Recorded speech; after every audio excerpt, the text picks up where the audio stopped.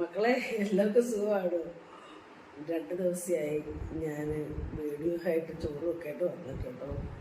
പനിയായിരുന്നു. ഇന്ന് ചോറിന് പ്രത്യേകിച്ച് കറി എന്ന് പറയുമ്പോൾ ഇപ്പം മത്തിയാണല്ലോ. ഇന്നലെ ചെറിയ മത്തിയാവും. അത് മത്തി നമ്മളങ്ങ് വറ്റിച്ചെടുത്ത് കേട്ടോ, പറ്റിക്കുന്നതൊക്കെ പറയില്ലേ, അങ്ങനെ പറ്റിച്ചെടുത്ത്. പിന്നെ ഞാൻ ഇന്നൊരു പ്രത്യേക കറി ഉണ്ടാക്കി കേട്ടോ. ഇതേ നമ്മുടെ ചക്കയാണ് കേട്ടോ, കൊത്തച്ചക്ക, അതായത് ഇടിച്ചക്ക എന്നൊക്കെ പറയുമല്ലോ.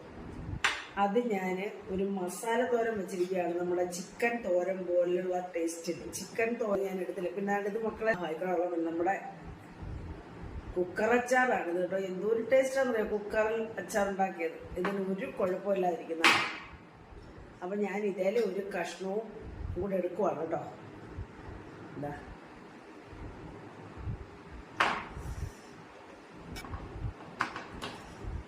ഞാൻ കുറച്ച് ചക്ക എടുത്തിട്ടായിരുന്നു കേട്ടോ.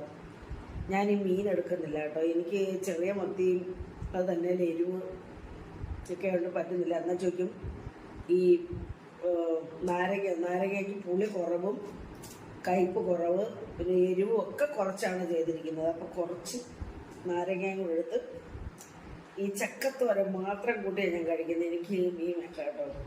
വേണമെങ്കിൽ ഒരെണ്ണം എടുക്കാം. അപ്പോൾ ഭയങ്കര ടേസ്റ്റാണ് ഇങ്ങനെ വെച്ചാൽ. അപ്പോൾ ശരി മക്കളെ, ലോകത്ത് എന്തൊക്കെയാണ് നടക്കുന്നതല്ലേ. 2 വയോധികർ കല്യാണം കഴിച്ചുണ്ടോ? ആർക്കെങ്കിലും ആഗ്രഹമുണ്ടോ?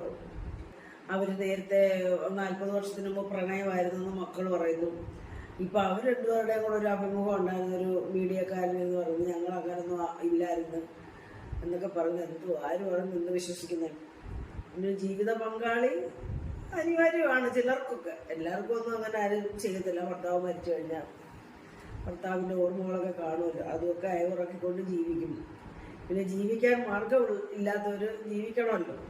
അപ്പം ഒരു ജീവിത പങ്കാളിയൊക്കെ കണ്ടെത്തി അവർക്കൊരു ആശ്രയം വേണമല്ലോ ജീവിക്കാം.